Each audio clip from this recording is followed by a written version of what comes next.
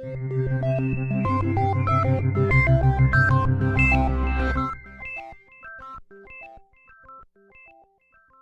you ever noticed something swimming in your field of vision?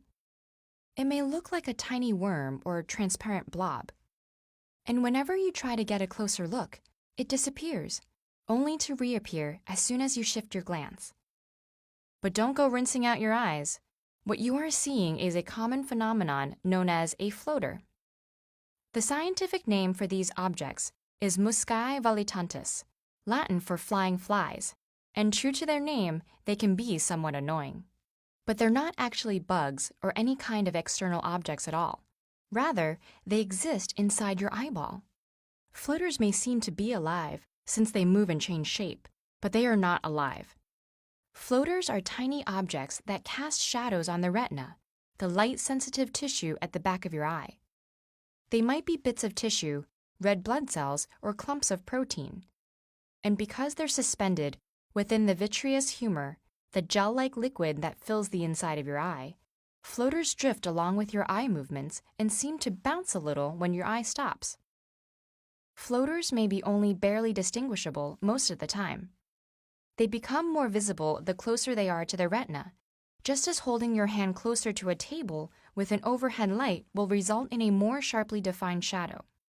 And floaters are particularly noticeable when you are looking at a uniform bright surface, like a blank computer screen, snow, or a clear sky, where the consistency of the background makes them easier to distinguish. The brighter the light is, the more your pupil contracts. This has an effect similar to replacing a large diffuse light fixture with a single overhead light bulb, which also makes the shadow appear clearer. There is another visual phenomenon that looks similar to floaters, but is in fact unrelated. If you've seen tiny dots of light darting about when looking at a bright blue sky, you've experienced what is known as the blue field entoptic phenomenon. In some ways, this is the opposite of seeing floaters. Here, you are not seeing shadows, but little moving windows letting light through to your retina.